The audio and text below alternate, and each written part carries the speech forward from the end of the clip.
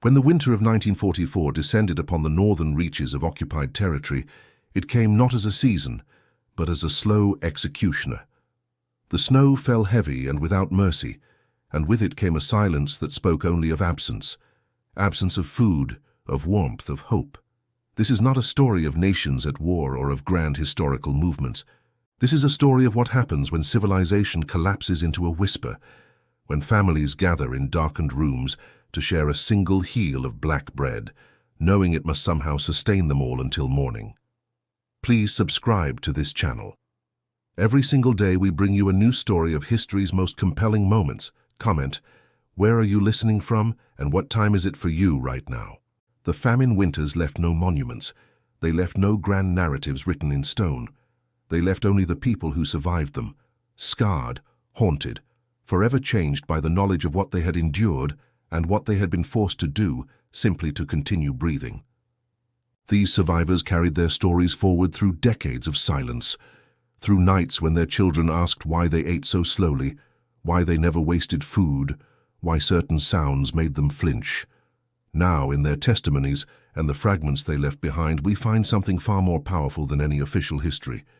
We find the truth of human survival stripped bare of all pretense. Nobody saw it coming with perfect clarity, though there were warnings in the wind. The war had already transformed everything. The men were gone, conscripted, or fled, leaving behind the old, the young, and the women who would have to somehow maintain the machinery of life with half the hands and none of the resources. The occupation had taken what it needed: grain, livestock, fuel, anything of value. What remained was precious little, and it had to stretch across seasons that seemed designed by fate itself to test the limits of human endurance. The summer of 1944 had been difficult but survivable. People had gardens, however small.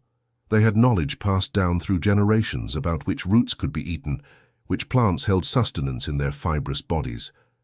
They had hope then, or at least the habit of hope. The autumn came earlier that year than anyone could remember. The crops that should have grown longer withered in fields that had been stripped of the animals, and labor needed to tend them properly. The potatoes came up smaller than they should have. The grain yields were miserable, and still people believed that somehow they would manage.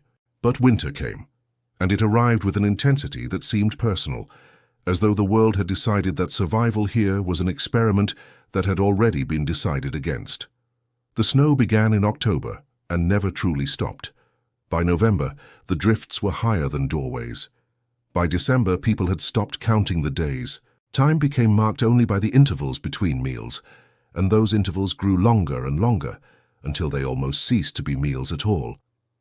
The fuel situation became dire with a swiftness that shocked even those who had prepared. Wood that should have lasted the season was consumed by midwinter. People stripped trees, burning green wood that produced more smoke than heat. They tore apart buildings, carefully at first, then with increasing desperation. The floorboards came up from cottages. The wooden fences between properties disappeared. In some places, people began to burn furniture and then books, and then anything else that could be reduced to ash and temporary warmth. The cold penetrated everything. It was not the clean, bracing cold of a mountain air. It was a wet, penetrating cold that seemed to have intelligence behind it, finding its way through every crack and crevice. People wore everything they owned layered on top of each other, creating bulky figures that moved slowly through the white landscape. Many froze to death simply walking from one building to another. There were stories of people who sat down in the snow for what they thought would be a brief rest and never stood up again. Sometimes their families didn't find them until the spring thaw. The human body requires a certain number of calories simply to exist. This is not philosophy, it is mathematics. A body at rest needs energy just to maintain itself, to pump the heart, to operate the brain, to keep the immune system functioning. In normal times, we consume far more than this minimum, and we barely notice we are doing so. We eat without counting, without thinking about the mechanics of survival. When survival is all that matters, the mathematics becomes unavoidable. The official rations, those pieces of paper that theoretically guaranteed someone a certain amount of food, became increasingly meaningless as winter deepened. The bakery could not produce bread from grain that did not exist. The stores could not distribute food they did not have. The system of rationing broke down not because of inefficiency, but because there was nothing left to ration. The bread that was produced became darker, denser, more mysterious in its composition. People began to joke grimly about what was in it, and then stopped joking, because the answer was probably something they didn't want to know. Approximately 15,000 calories would normally be required to survive a full year in a climate like this for an average person doing minimal labor. In the famine winters, some people were consuming perhaps 3,000 calories per day if they were fortunate enough to receive official rations. Many received far less. As winter deepened, the rations shrank. The math was simple and brutal. The body cannot run indefinitely on half what it needs. There is a period of time, a matter of weeks or months, when the body can survive by consuming its own reserves, but reserve runs out. There is no mathematical way around this. The body simply fails. People responded to this mathematics with the creativity of desperation. They learned to make soup from bark, boiling the outer layer of trees in water and calling it a meal. They caught sparrows and other small birds, though the birds were already starving and offered almost nothing in return for the effort of catching them. They ate grass, dried and cooked into something that resembled food. They ate leather when they could obtain it, boiling it for hours in the hope of extracting some nutrient. They ate cats and dogs, and then they made the calculation that no human should have to make. Whether consuming what remained of their humanity was worth the few more days of physical survival. The truly desperate began to harvest the dead. This was not spoken about openly, and when it happened, it was done with a kind of grim necessity that spoke to how far the mathematics had pushed people. In some communities, there were accusations of something darker still, of people no longer simply taking from graves, but creating circumstances where the dying would become food more quickly. These accusations were whispered and denied, and it is now impossible to know with certainty where truth ended and the kind of rumor that emerges from extreme trauma began. What is certain is that people faced impossible choices. A mother had to decide how to divide an inadequate amount of food among her children. Should she give more to the youngest, who might not survive anyway, or distribute it equally, almost certainly ensuring that all of them would slowly weaken? Should she eat at all, thereby consuming resources the children needed, or simply stop eating and hasten her own death? These were not theoretical questions. These were the calculations that happened every single day in households across the frozen landscape. In later years, when those who survived began to speak about what happened, certain themes emerged consistently from their testimonies. They spoke of hunger as something that transcended mere physical sensation. One survivor described it as something like a presence in the room, something that demanded attention in a way that pain did not. Hunger was not like other suffering because it could not be endured in a noble way. You could bear pain with dignity. You could face cold with courage. But hunger slowly eroded the mind itself, making thought difficult, making memory slippery, making it increasingly hard to maintain a sense of who you were or what you believed. People reported strange dreams, vivid fantasies of meals that seemed more real than reality. They dreamed of abundance, of sitting at tables laden with food, of eating until they were satisfied. They woke from these dreams crying, not because they were sad, but because the contrast between dream and waking was so devastating. Some people found themselves unable to think about anything except food. The mind, in its hunger, became narrow and focused entirely on the single question: where would the next meal come from? There were stories of bargains struck with what little remained of the economic system. A woman might trade the only warm coat she owned for a handful of grain.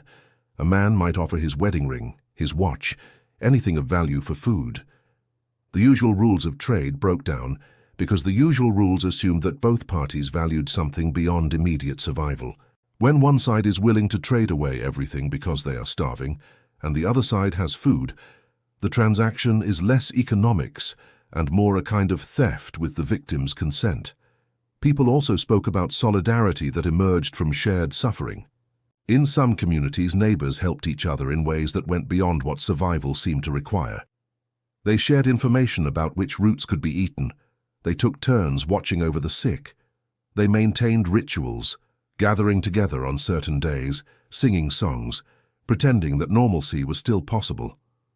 These small acts of humanity were sometimes all that kept the social fabric from completely unraveling, and sometimes they weren't enough, and communities fragmented, and neighbors turned against each other, competing for scraps. The famine was not uniform. Some areas were hit harder than others. The rural areas, which might have had more access to land and the possibility of growing food, were often stripped more thoroughly by authorities and military movements. The cities, paradoxically, sometimes had more access to whatever remained of the supply system, though this was cold comfort when the supply system was nearly empty. The coastal areas had access to fish, though many of the fishermen were gone, conscripted or dead, and those who remained had limited equipment to work with. People migrated within the disaster, moving from area to area in search of food, only to find that everywhere they went the conditions were the same. The roads were lined with people trying to travel to places they had heard still had food. Though often these rumors were false or outdated, whole families would walk for days through the snow, their children growing weaker, only to arrive somewhere equally destitute. The forests became sites of foraging and also sites of danger. People went into the woods looking for anything that could be eaten, mushrooms, berries stored from the autumn, animals. But the woods were also where people sometimes did things they didn't want witnesses to. The dense trees offered privacy for transactions that could not happen in open view. They offered concealment for those who had gone into the forest and never came back. There were stories, whispered and denied, of things that happened between starving people out of sight of others. Urban centers became increasingly desperate as the winter deepened. The apartments became colder because there was no fuel. The streets became scenes of suffering in a way that rural poverty sometimes was not. There was nowhere to hide the evidence of starvation when you lived close to thousands of others in tenement buildings. The deaths piled up, and at a certain point, the regular processes for dealing with the dead broke down. Bodies accumulated, and the question of what to do with them became another crisis on top of the existing crisis. The institutional response to the famine, where it existed at all, was inadequate to the scale of the problem. Soup kitchens could not feed everyone. Hospitals had no medicine and barely any food. The bureaucracy, trying to maintain order in a situation that had spiraled beyond ordering, issued directives and rations that bore less and less relationship to actual survival. Children in schools, those schools that remained open, would sit in unheated classrooms too weak to concentrate, while teachers who were equally starving tried to maintain the pretense that education was still happening. Among all the stories from the famine winters, the ones that strike hardest are the ones about children. Young people had the highest caloric requirements relative to their body weight because they were still growing, still developing, still trying to become people. They were also the most dependent, unable to forage or work or negotiate for themselves. They could only wait for what was given to them. And what was given to them was almost never enough. Mothers reported the agony of watching their children weaken. The children's faces became sharp. All the roundness of childhood burned away until they barely looked human anymore. Their skin took on a strange, papery quality. Their eyes seemed to become larger, more prominent as the rest of their faces contracted. Many children lost their hair, their teeth loosened. The cold affected them more severely than adults because their bodies had less fat to burn for energy. They became listless, too weak to play, too weak to cry, just lying in their beds, waiting for something that might never come. Some children did not survive. Many did not survive. The numbers would later be calculated and calculated again, refined and adjusted. But the basic fact was simple. A very large percentage of the children alive at the beginning of the famine winter were dead by spring. Some died from disease, their weakened bodies unable to fight off infections that a well-fed immune system might have resisted. Some died from the cold. Some simply died from starvation, their bodies consuming themselves until there was nothing left to consume. The children who did survive carried psychological scars that might never fully heal.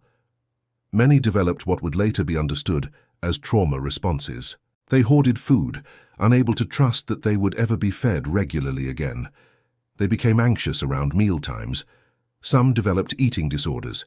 Some never fully recovered from the nutritional deprivation, remaining smaller and weaker than they might otherwise have been. The damage done to a developing brain by prolonged malnutrition was permanent in ways that statistics could not quite capture. There were stories of children who became adults with almost no memory of childhood, as though the trauma had erased those years from their minds. There were stories of children who survived physically, but seemed to have lost something essential, some capacity for joy or trust or the ability to feel safe. And there were stories of children who adapted in ways that would have been remarkable if they had not been so terrible. Children who learned to beg, to trade, to negotiate with death itself, at ages when they should have been learning to read. The human body is remarkably resilient in its own way, capable of adapting to deprivation if the deprivation is not absolute. People learned to function on very little. Their metabolism slowed, their energy expenditure decreased until they were moving only when absolutely necessary, sitting in the dark to conserve fuel, lying in bed most of the day to reduce the caloric burn. The mind adapted too, becoming narrower, more focused, less interested in anything that didn't directly relate to survival. But there were also definite breaking points, moments where the body or the mind or both simply refused to adapt further. Starvation has progressive stages. In the early stages, the body draws on stored fat and glycogen. In the middle stages, it begins to consume muscle. In the late stages, it begins to consume itself more fundamentally. The organs begin to fail. The immune system collapses. The body simply begins to shut down. Scurvy emerged as a major killer, a disease that people had thought was behind them, a relic of earlier centuries. But scurvy is a disease of deprivation, of the absence of certain vitamins that the body cannot manufacture itself. With no fresh vegetables, no citrus, no sources of vitamin C, the disease returned. People's gums became infected. Their teeth fell out, their old wounds reopened. And there was no cure beyond what was not available. Fresh food with the vitamins their bodies desperately needed. Tuberculosis spread easily through the cold, crowded conditions. The disease preys on the malnourished and the weak. It spreads through close contact, exactly what happened when multiple families crowded into small spaces to share what little heat could be generated. Once someone contracted tuberculosis, the disease progressed rapidly in a starving body. Effective treatment required rest, good nutrition, and medicine. None of these were available. Other infections took hold. Dysentery spread from the unsanitary conditions that resulted when people were too weak to maintain basic sanitation, and when the usual systems of waste removal had broken down. Pneumonia and bronchitis were common killers, especially among children. People would develop an infection that might have been survivable or at least treatable in normal times, but combined with starvation and cold, it became fatal. The psychological adaptations were just as real, just as crucial to survival, and just as damaging. People developed a kind of numbness as a defense mechanism. The horror of the situation became so overwhelming that the mind simply refused to process it at full emotional intensity. You saw someone die and you registered it, filed it away and continued about your day because the alternative, to fully feel the weight of all the death around you, was incompatible with your own survival. People also began to make a kind of peace with death, though it was a strange, twisted peace. There was sometimes a fatalism that set in, a recognition that survival or death might not be entirely in your hands, and this recognition paradoxically made survival more possible because you stopped exhausting yourself with desperate fear. You accepted that you might die, and this freed you in some way to focus on simply making it to the next day. When the official systems of distribution broke down, other systems emerged. There was always someone who had access to food, a farmer with a hidden store of grain, a black marketeer, someone in the military supply chain who could be bribed, someone who was stealing. The exchange of goods became increasingly complex and increasingly dangerous. A loaf of bread might be traded for valuables, jewelry, art, heirlooms, anything that someone had managed to hold on to. Some of this trade was simple commerce born of desperation, but some of it was exploitation of the most vicious kind. Those with food held absolute power over those without. The bargains struck were often ones where the starving person traded away more than they could afford, giving up something of real value for a temporary solution, and sometimes the bargains involved things far worse than economic exploitation. There were stories, and it is important to note that distinguishing stories from truth is nearly impossible when the trauma is this profound. of people who became traffickers, who lured the desperate into situations with the promise of food and then used them, of people whose children were used in ways that cannot be articulated in polite language, because the price of survival had become not just moral compromise, but participation in unspeakable acts. These stories may have been exaggerated by the trauma, by the way trauma distorts memory and creates myths, but they were also probably rooted in something real. What is certain is that the famine broke down the normal rules of society. When survival itself is at stake, the regular rules governing behavior become negotiable. People did things they would never have done in normal times. Some of these things were understandable, even forgivable, stealing food, for example.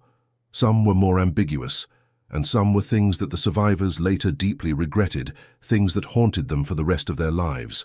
There were also acts of kindness that seemed impossible, moments where people gave away food they desperately needed, where they helped someone with no expectation of return, where they maintained their humanity despite everything pushing them toward brutality.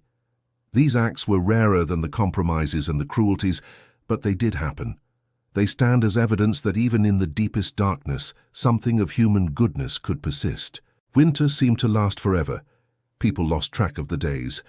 Calendar time became less meaningful than mealtime. Some days were marked by a ration being distributed. Some days were not. Some days the sun emerged from behind the clouds briefly. Most days were grey and white and cold and the same as all the other days. Time became a blur, a long tunnel of deprivation and cold and hunger that seemed like it would never end, that had never begun. That was simply the permanent condition of existence. The psychological toll of this temporal distortion was significant. People began to lose the ability to imagine a future beyond the next few hours. The concept of planning, of thinking ahead, seemed almost impossible. Your only thoughts were, where is the next meal? How will I get warm tonight?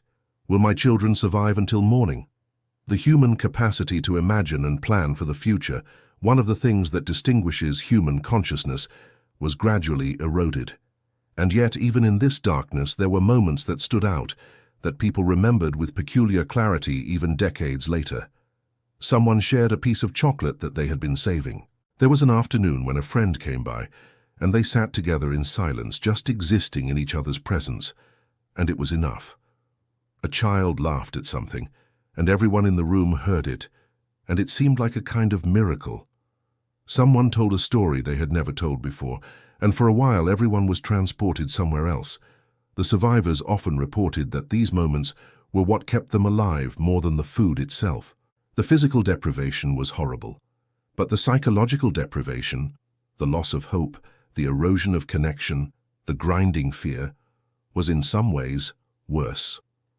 When moments of connection or beauty or unexpected kindness appeared, they provided a reason to continue when reason was in short supply. For people who had believed in institutions, in systems, in the idea that society had rules and organizations that would protect them, the famine was a fundamental assault on meaning. The government could not protect them. The church could not feed them. The schools could not educate them when children had no strength to think. The hospitals could not heal them. All the structures that were supposed to provide order and protection had proven to be illusions. Some people turned to religion more deeply, finding in faith something that the material world could not provide. Prayer became something people could do when they had nothing else to give. The idea of an afterlife, of reward for suffering, of justice eventually being served by a power higher than those who were causing the suffering. These ideas took on new urgency when the present had become unbearable. Others turned away from religion, seeing in the famine evidence that no benevolent God could exist. How could God allow children to starve? How could prayer fill the belly or warm the body? The faith that had sustained them before the famine seemed like a cruel joke in the face of concrete suffering, and some people simply stopped thinking about meaning at all. The only meaning was survival. That was enough. That was everything. You did what you had to do to get to the next day, and you did not waste mental energy on larger questions about why or what it meant. The survivors who lived beyond the famine sometimes struggled with profound questions about meaning and morality. They had done things they were not proud of. They had survived when others had died. They had received kindness from strangers while people they loved were perishing. They had sometimes hoarded food, or taken food from people weaker than themselves, or made compromises with their values that they could never fully undo. The guilt of survival was sometimes harder to bear than the physical experience of the famine itself. Why did I live when my neighbor died? What made me special? What did I do that was wrong that resulted in my survival? These questions haunted many survivors for decades. Some never came to terms with them. Some eventually came to understand that survival is often random, that it is not a reward for being good or a punishment for being bad, but sometimes just a matter of chance and circumstance. Families were tested in ways that no relationship could be expected to withstand. How do you maintain love when resources are so scarce that feeding your child might mean your own death? How do you treat each other with kindness when you're all slowly starving, and the anger of hunger is wearing away at everyone's ability to be patient? Many families stayed together, and the bonds formed or strengthened during the famine were profound. Siblings remembered the older ones giving portions of food to the younger ones. Parents remembered making impossible choices about how to divide resources. Children remembered the parents' sacrifice, even when they were too young to fully understand it at the time. But other families fell apart. There were parents who abandoned children because they could not feed them. There were children who hated their parents for not being able to protect them. There were siblings who fought over food, who blamed each other for the family's misfortune, who could not forgive the choices made in desperation. The marriage relationship was particularly strained. Couples had to watch each other weaken and could do nothing about it. The normal rhythms of sexual intimacy became impossible for people who were too weak or too cold or too obsessed with hunger. Some couples withdrew from each other, unable to be touched.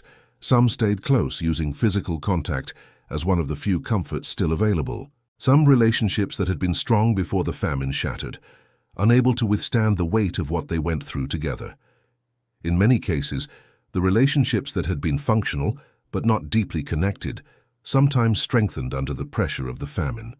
Couples who might have drifted apart in normal times found that they had no choice but to work together, to support each other, to make the best of an impossible situation. The forced intimacy and interdependence sometimes created a bond that would not have emerged otherwise. But often the trauma left scars that never healed. Couples who survived the famine together sometimes found that they could never quite restore what they had before. There were too many memories, too many terrible choices that had been made, too much mutual knowledge of weakness and fear. For those living through the famine winters, the approach of spring brought not only hope but also danger. As the weather warmed and the snow began to melt, diseases that had been suppressed by the cold began to spread more rapidly. The water became contaminated.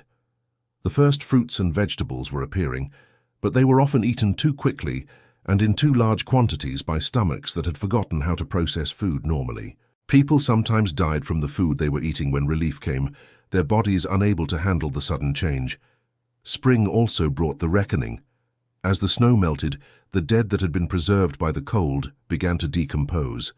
The bodies had to be dealt with. In some places, mass graves were prepared. In other places, families buried their own dead, and the whole landscape became a cemetery. The reality of how many people had died became unavoidable. Spring also brought uncertainty. Had the occupation ended? Would there be food available now? Would things return to something like normal? In many places, the answer was no. The occupation continued. Resources remained scarce. The crisis of the winter had passed, but the underlying crisis remained. Food became marginally more available, but it was still not abundant. People could eat more than they had during the winter, but still less than they needed. The transition from desperate starvation to mere deprivation was still traumatic. You had adapted to the famine. Your body had made peace with near starvation. Your mind had stopped fully processing suffering because suffering was all there was. And then suddenly things changed. It was better, but the better was still terrible. You had to recalibrate your understanding of normal. And sometimes this recalibration was harder than the original descent into horror had been. As months passed and then years, life gradually returned to something resembling what it had been before. Food became more available. Fuel became easier to find. The occupation eventually ended.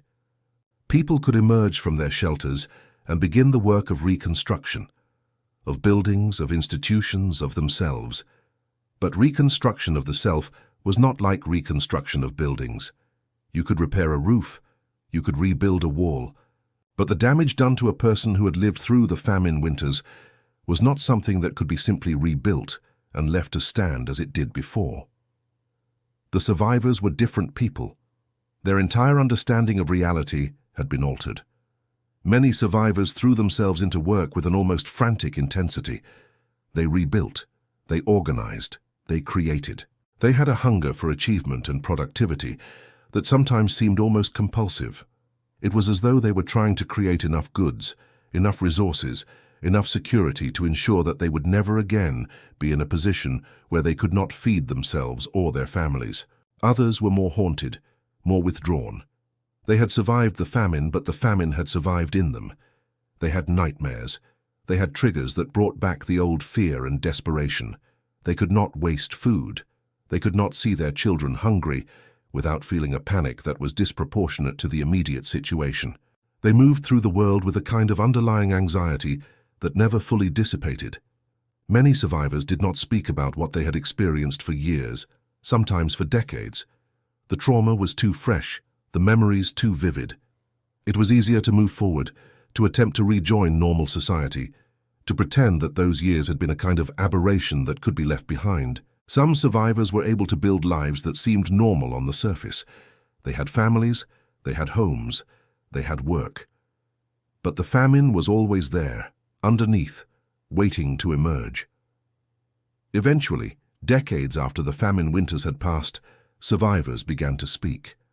Sometimes it was prompted by journalists or historians, people whose job was to record and preserve history. Sometimes it was a personal need to tell someone before the memory faded completely, before the generation that had lived through it passed away.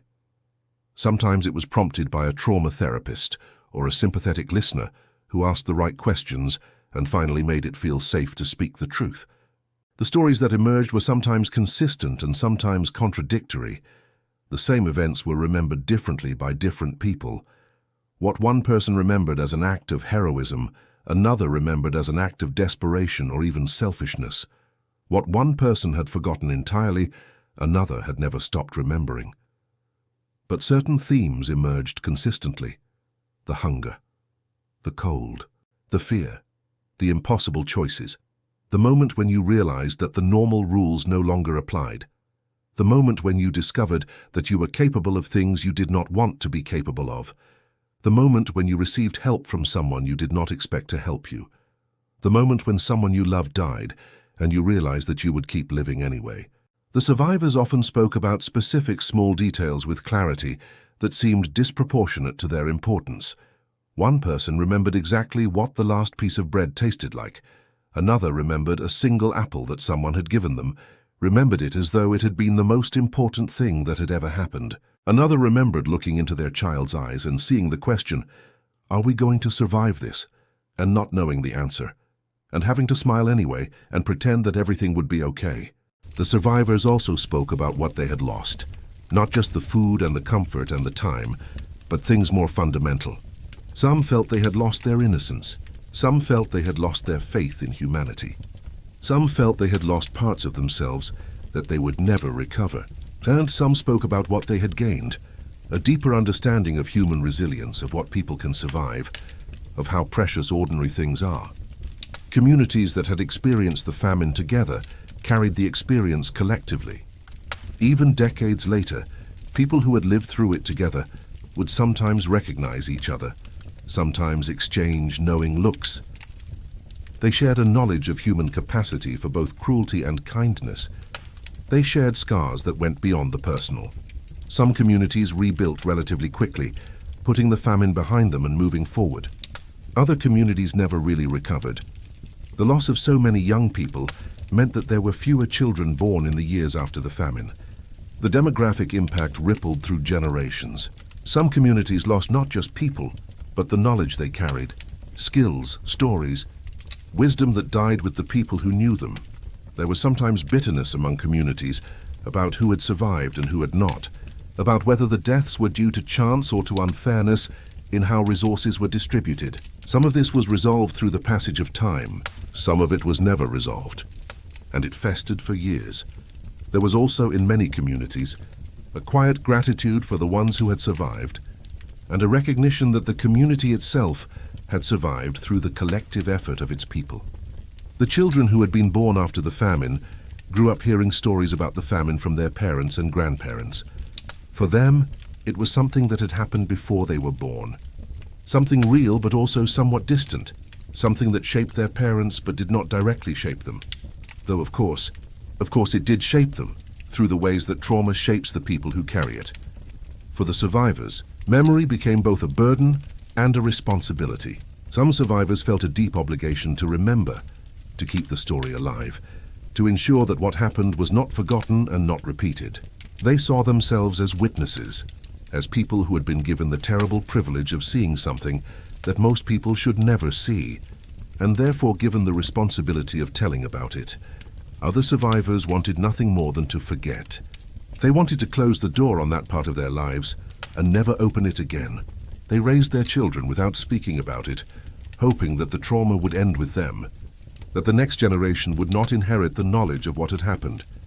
But trauma does not work the way we hope. Children of survivors sometimes inherited the anxiety, the food insecurity, the hypervigilance, even though they had not experienced the famine directly. Grandchildren sometimes found themselves drawn to the stories, wanting to understand what their grandparents had lived through, wanting to know who they were and where they came from. The memories also changed over time, becoming more symbolic and less literal. The details might blur, but the essential feeling remained: the taste of hunger, the weight of fear, the moment when you realized that the world was not going to save you, the discovery that you were stronger than you thought you were, the understanding that survival comes with a price that is not always paid in immediate suffering. Many survivors reported that they never fully came to terms with what they had experienced. They integrated it into their understanding of themselves and the world, but they did not overcome it in any complete sense. The famine winters remained something that had happened to them, something that had fundamentally altered them. Some survivors came to see this as a kind of gift, not a welcome gift, but a gift nonetheless, a transformation into a deeper understanding of what it means to be human. Perhaps the most profound legacy of the famine winters is something that cannot be fully articulated. It is the knowledge that civilization is thinner than we like to believe. It is the understanding that the normal rules that govern society can be suspended more quickly than we like to think. It is the recognition that the line between the civilized and the desperate is not as solid as we like to imagine. The survivors knew this. They had lived it. They knew that under the right circumstances, or wrong circumstances, anyone could be capable of almost anything. They knew that the person who had been kind and generous before the famine might become selfish and cruel when their children were starving. And they knew that the person who had been ordinary, unremarkable, might become capable of extraordinary acts of courage or kindness when faced with another person's suffering. This knowledge was sometimes paralyzing. How do you live in the world when you know how fragile that world is? How do you trust civilization when you have seen how quickly it collapses? Some survivors lived with a persistent anxiety, a sense that catastrophe could return at any moment, that nothing was truly secure. But other survivors lived with a different response to this knowledge. They understood that while civilization is fragile, human connection is not. They had experienced times when their only wealth was the presence of another human being. They had understood that what matters most cannot be taken away by hunger or cold or any external circumstance. And they lived the remainder of their lives with an appreciation for these things that people who had never faced the famine could never quite grasp. As decades passed, the survivors aged and died. The direct witnesses to the famine winters gradually left the world, but the story did not die with them. It was written down in testimonies and memoirs. It was passed down through families. It was studied by historians and psychologists. It became part of the historical record, something that could be researched and understood even by people who had not lived through it. But something was inevitably lost in this transmission. The experience of actually living through the famine, the taste of bark soup, the weight of cold that penetrated to the core of your being. The moment when you realized that someone you loved was dead and would not be coming back. These things could not be fully conveyed through words or even through images. The next generation understood the facts. They could comprehend intellectually what had happened, but they could not feel it in the same way that those who had lived through it felt it. When survivors finally spoke about their experiences, they were often asked to testify before courts, before historians, before groups of school children learning about the past. These testimonies were crucial. They provided documentation of what had happened. They preserved details that would otherwise have been lost. They gave voice to people who had been silenced by trauma, but testimonies also have limitations. They are shaped by the act of speaking them. They are shaped by who is listening and what that listener wants to hear. They are shaped by the survivor's current emotional state, by what they have been able to process and come to terms with, by what they still cannot speak about because the pain is too fresh. Some survivors discovered that speaking about what had happened was healing. It allowed them to process the trauma, to put it into narrative form, to create some kind of meaning out of suffering. Other survivors found that speaking about it re-traumatized them, brought back all the old pain and fear, and left them worse off than before. The act of testimony also created a strange situation where the survivor became a kind of artifact, a representative of their experience. They were asked to be the voice of their community, to speak for all those who had not survived, to carry the weight of historical memory. Sometimes this was a burden they were willing to bear. Sometimes it was a burden that was placed on them without their consent or full understanding of what it would mean. Historians and demographers worked to calculate exactly how many people had died during the famine winters. They looked at population records from before and after. They tried to account for births and deaths and migration. They conducted interviews and surveys. They produced numbers, thousands, tens of thousands, hundreds of thousands. The exact figure was always somewhat uncertain, always open to revision as new information emerged or as different calculation methods were employed.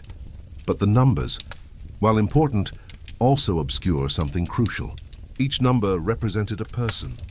Each death was not just a data point in a statistical analysis, but a tragedy in a family. The child who did not survive had a name, had preferences, had a future that would never be lived. The parent who died of starvation had dreams that would never be fulfilled.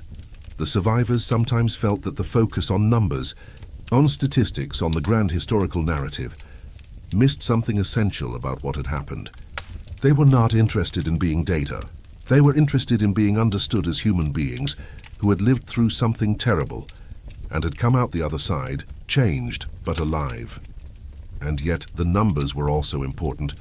They proved that this was not isolated tragedy but mass tragedy. They proved that it was not random chance but a systematic failure that had affected a whole population.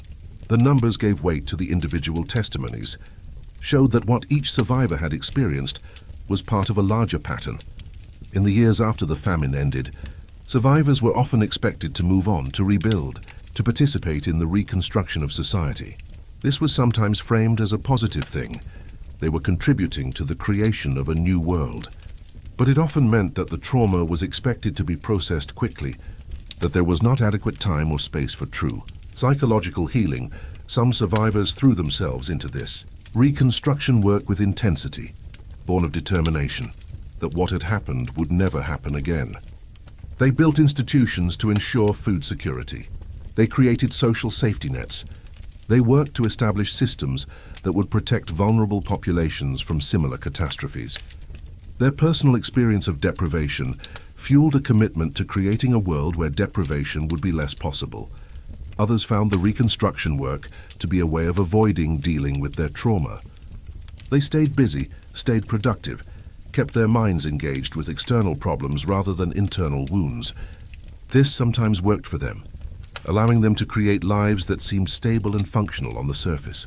Other times, the unprocessed trauma emerged later in unexpected ways, in depression, in anxiety, in relationship problems, in a kind of existential emptiness that no amount of reconstruction work could fill. The societies that had experienced the famine went through different processes of reconstruction. Some attempted to learn from the disaster and establish better systems of protection. Some tried to move on without fully reckoning with what had happened. Some fell into patterns of denial, treating the famine winters as an anomaly that had no deeper meaning or implications. For the survivors who had children after the famine, parenting was often shaped by the experience of loss and deprivation. They were intensely protective of their children. They could not bear the thought of their children experiencing hunger. They fed them abundantly whenever possible, sometimes creating an atmosphere of anxiety around food, despite the abundance. These children grew up in an environment shaped by their parents' trauma. They learned to eat quickly, to never waste food, to be grateful for what they had. Some of them internalized their parents' anxiety and developed their own disordered relationships with food and security. Others rebelled against their parents' intensity, wanting to move beyond the legacy of trauma, wanting to create for themselves lives that were not defined by survival. Many of these children felt a kind of guilt about not having experienced what their parents had experienced. They had grown up with enough food. They had not lived through the cold and starvation. This created a strange relationship with their parents' past. They could honor it and be grateful that their parents had survived, but they could not fully understand it. And sometimes this gap in understanding created tension or distance between parent and child. One of the most striking aspects of survival in the famine winters was how quiet it often was. There were no great battles, no moments of obvious heroism, no clear victories. There was just the grinding day-by-day effort to persist, the body adapting to deprivation, the mind narrowing its focus to immediate survival. The will refusing to give up even when giving up would have been easier. This quietness sometimes meant that the experience was not recognized as heroic or worthy of attention. The survivors were not heroes in any traditional sense. They had not performed great deeds. They had simply survived. And in surviving, they had proven something important about human capacity, but it was a thing that was hard to articulate or celebrate. Some survivors felt that their experience was diminished by this lack of recognition. They had lived through something terrible, had paid a terrible price, and the world seemed to expect them to simply move on and not make a fuss about it. Other survivors found in this quietness something meaningful. They had survived not because they were special or heroic, but because they were human. They had simply refused to die, and in that refusal they had found their dignity. In many communities that had experienced the famine, collective memory played an important role in integrating the experience. Annual commemorations were held. Memorials were erected. Stories were told and retold. The famine became part of the identity of the community, something that had shaped who they were and how they understood themselves. But community memory is also selective. It emphasizes certain aspects of the experience and downplays others. It tends to create narratives that are more coherent and meaningful than the chaotic reality actually was. It sometimes sanctifies the suffering, turning it into something noble rather than simply tragic. The survivors sometimes felt uncomfortable with how their experience was being remembered. They knew that the reality had been messier, more complicated, more morally ambiguous than the community narrative suggested. Some spoke up, providing alternative versions of the story. Others remained silent, allowing the community narrative to stand even though it did not fully capture their truth. The famine winters did not happen in a vacuum. They happened in a specific historical and political context. They were shaped by decisions made by governments and military powers. They were influenced by economic systems and distributions of resources. But the survivors' experience was profoundly personal. The politics became visible only in its consequences: the empty stores, the frozen bodies, the choice between feeding your child or yourself. Some survivors became intensely political after the famine, determined to use their experience to push for systemic change. They argued for food security systems, for social safety nets, for economic arrangements that would prevent such deprivation from happening again. They saw in their personal suffering evidence of larger political problems that needed to be addressed. Other survivors wanted nothing to do with politics. They had seen enough of how power and politics affected ordinary people. They wanted simply to live quietly, to avoid conflict, to create for themselves spaces of peace and safety away from the larger world. Still others felt torn between these impulses. They understood the importance of political change, but they also craved peace and normalcy. They wanted to contribute to making the world better, but they also wanted to rest and not carry the weight of historical responsibility. Even after decades, Even after extensive testimony and historical research, the full reality of what happened during the famine winters could never be completely captured or fully understood by those who had not lived through it. There was an irreducible core of experience that could only be known through direct living. A person could read testimonies. They could look at photographs. They could study historical documents. They could even visit the places where the famine had occurred and see the memorials and museums. But they could not know what it felt like to be truly hungry, to make the impossible choices that hunger forces, to survive when people around you were dying. This gap in understanding was not a failure of history or of documentation. It was simply the inevitable result of the fact that experience cannot be fully transmitted. It can only be approximated through narrative and testimony. The gap between the lived experience and the attempt to understand it remains, and perhaps it should remain, as a reminder of the limits of understanding and the uniqueness of individual human experience. What did the survivors of the famine winters leave behind for the next generation? Partly they left a historical record, testimonies and documents and photographs that preserved what had happened. Partly they left changed communities and changed societies that had been forced to reckon with what had happened. Partly they left children and grandchildren who carried in their bodies and their psyches the marks of inherited trauma. But they also left something else, something more intangible. They left evidence of human resilience and capacity. They left proof that people could face deprivation and loss and still continue to live. They left examples of moments of kindness and connection that emerged even in the darkest circumstances. They left a kind of wisdom born from having faced the fundamental questions of survival and meaning, and having lived long enough to think about those questions. After the immediate crisis had passed, the legacy was not always positive. Some survivors' children inherited anxiety and trauma. Some communities that had experienced the famine remained fractured for years. Some people's lives were fundamentally diminished by what they had experienced. But there was also a positive legacy, a commitment to human dignity, to making sure that what had happened would not happen again, to remembering those who had died, to understanding that survival is precious and should not be wasted. As time passed, fewer people remained who had direct memory of the famine winters. The survivors aged, they died. Their children, who had heard the stories, grew old and died in turn. Eventually, the famine winters became something that only historians knew about in detail, something that was studied rather than lived, something that had to be reconstructed from documents rather than remembered from direct experience. This process of fading was natural and inevitable. The dead cannot be brought back. The past cannot be relived. But it also meant that something irreplaceable was being lost. The complex, contradictory, confusing reality of the famine winters, as experienced by real people making real choices in impossible circumstances, was being replaced by a more coherent historical narrative. But even as direct memory faded, the impact of the famine winters did not fully disappear. It echoed through generations in changed ways that people related to food and security. It echoed through institutional reforms designed to prevent similar catastrophes. It echoed through the cultural consciousness, in stories and songs and films that attempted to capture something of what had been experienced. For some survivors, the famine winters never truly ended. They lived with ongoing PTSD, with anxiety, with nightmares, with triggers that brought back the old fear and desperation. They lived with the knowledge that they had been capable of things they wished they had not been capable of.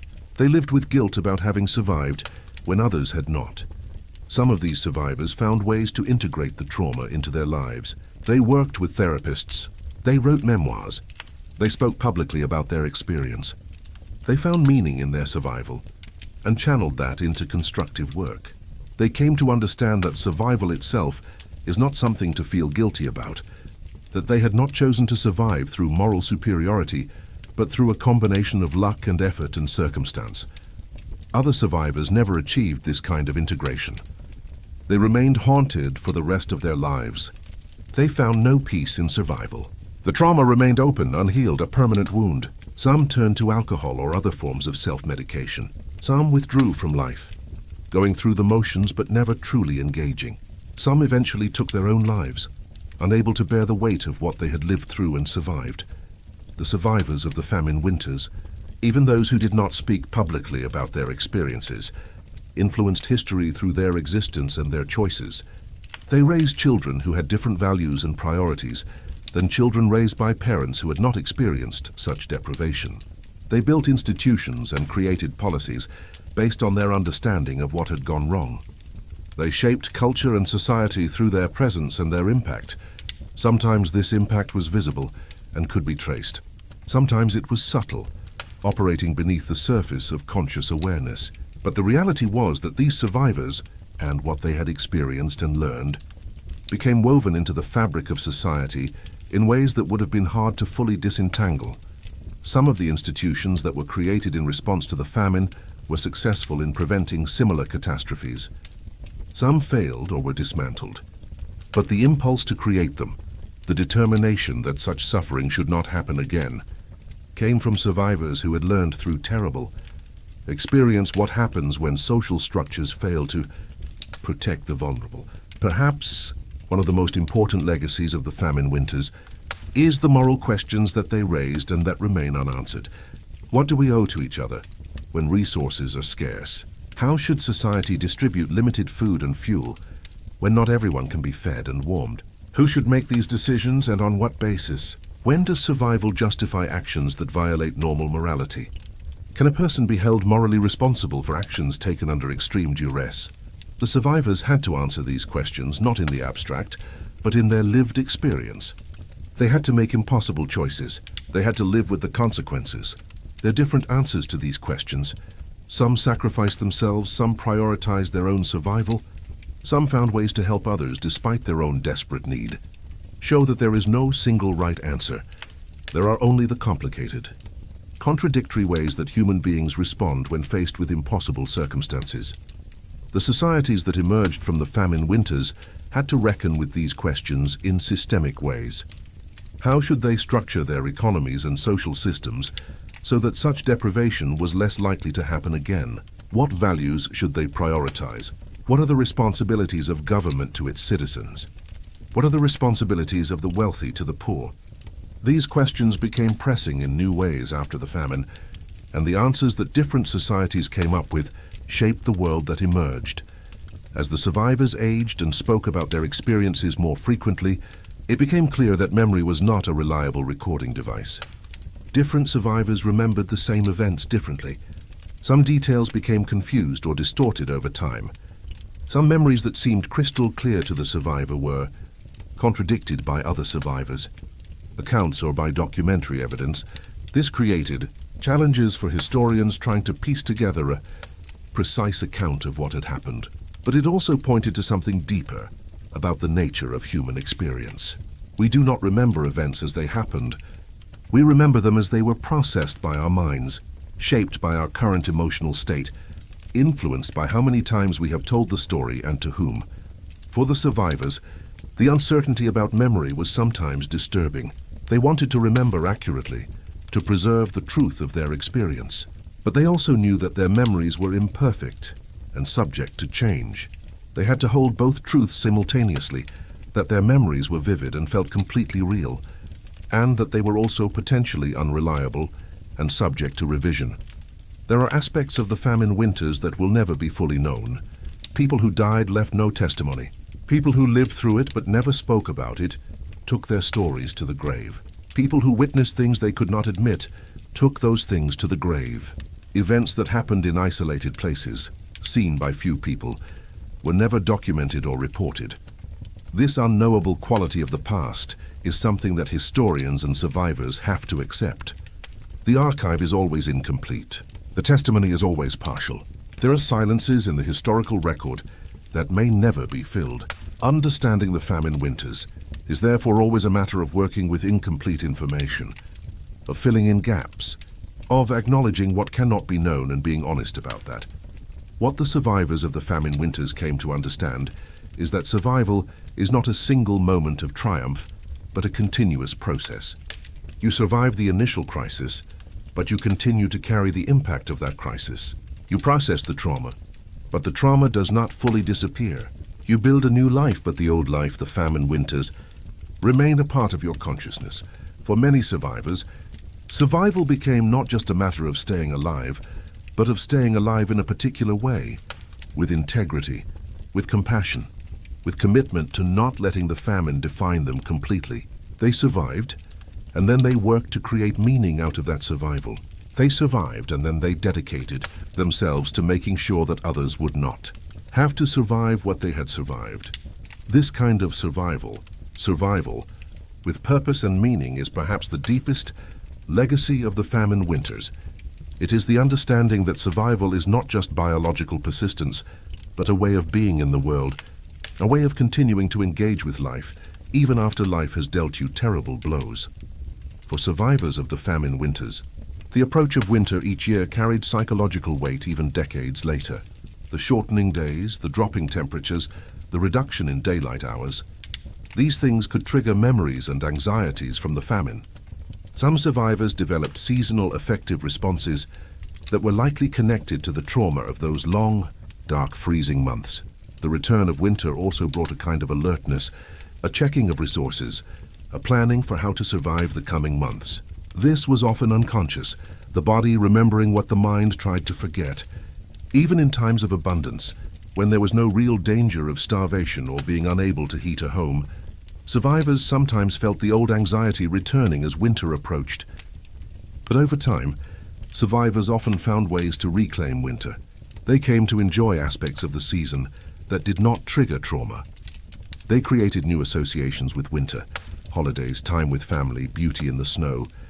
They did not erase the memory of the famine winters, but they created space for other ways of experiencing winter alongside that memory. Some survivors came to feel, after years of processing their trauma, that forgiveness was necessary for their own healing. They forgave the people who had taken the food. They forgave the governments that had allowed the crisis to develop. They forgave themselves for the choices they had made under duress. This forgiveness was not necessarily about excusing what had been done, but about releasing the weight of anger and resentment that they had been carrying. Other survivors felt that forgiveness was inappropriate, that certain things should not be forgiven, that to forgive would be to erase the reality of what had happened and to dismiss the suffering of those who had died. They held on to their anger, not as something unhealthy, but as something justified, something that acknowledged the seriousness of what had been done. Most survivors occupied some space between these positions. They came to understand that the people who had made harmful choices had often been doing so under their own desperate circumstances.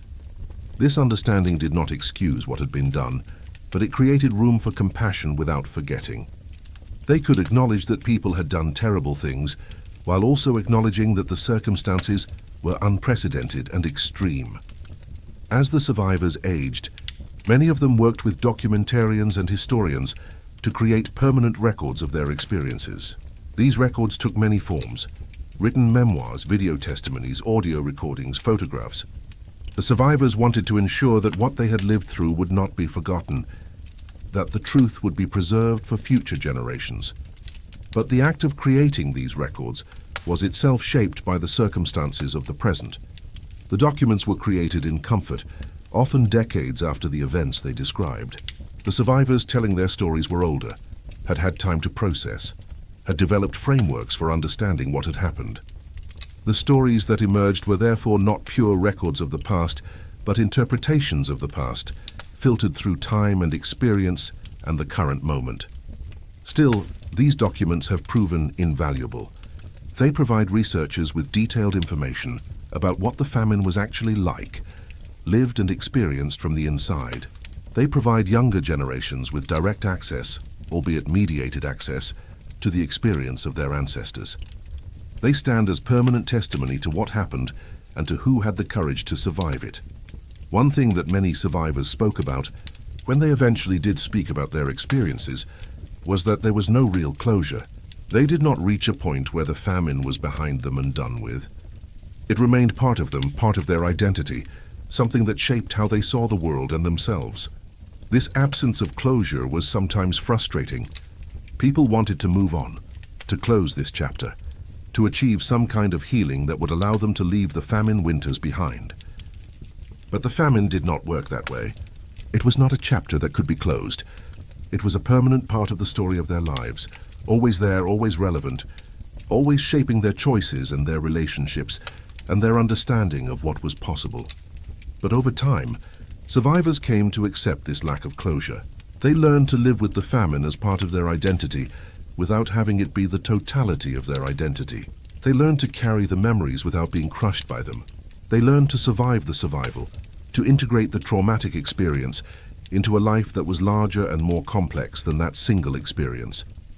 As the survivors of the famine winters passed away, there was often a sense of an era ending. The last people who had lived through this specific historical catastrophe were gone. The knowledge they held, the wisdom they had gained through their terrible experience, the direct testimony they could provide, all of this went with them. But in another sense, their death was not an ending. The impact they had on their families, their communities, their societies continued. The institutions they had helped create continued. The historical record they had contributed to continued. The changed consciousness of the world, influenced by the knowledge that such deprivation was possible, continued. The survivors of the famine winters, even as they passed into history, remained alive in the lives they had shaped and the world they had influenced. Their survival, which had seemed so uncertain in those dark winters decades before, had led to something durable. They had not just survived, they had passed something on. For those who study the famine winters now, at a distance of many years and in very different circumstances, the experience of the survivors can seem distant, almost abstract. It is easy to treat it as history, as something that happened in the past and therefore is safely contained in the past. But the survivors understood something crucial, that the past is not safely contained. That deprivation and suffering and the breakdown of social order are not impossibilities that happened once and therefore need not be worried about again. That the fragility of civilization, the thin line between order and chaos, is a permanent condition of human existence, not a temporary aberration that was corrected and therefore resolved forever. The famine winters are both historical and contemporary. They are something that happened in a specific time and place to specific people. But they are also a reminder, a warning, a testament to what is possible when the systems that sustain us fail. They stand as a permanent mirror held up to human civilization, showing what that civilization looks like when the support systems are stripped away. The survivors understood this. They knew that they had lived through something that was not unique or impossible. They knew that it could happen again, in different forms, in different places. They knew that the only protection against such catastrophe was constant vigilance, constant commitment to creating systems and structures that would prevent such suffering, constant remembrance of what had been learned through such terrible means. This knowledge, this understanding born from terrible experience, is perhaps the greatest legacy of the survivors of the famine winters. Not that they survived, though that is important, but that they survived and then used that survival to try to make a world where such survival would not be necessary. They lived through the darkness and then worked to ensure that others would not have to live through it as well. They endured, and then they endeavored to create the conditions so that future generations would not have to endure as they had endured. The famine winters ended decades ago. The bread is still remembered, though fewer and fewer people remain who remember it directly. But the lessons remain. The understanding remains. The changed world, shaped by survivors' determination that such suffering would not happen again, remains. And in that continuity, in that transmission of learning and commitment across generations, the survivors continue to live and continue to teach. Even as the years accumulate and the direct witnesses become fewer and fewer and finally inevitably gone,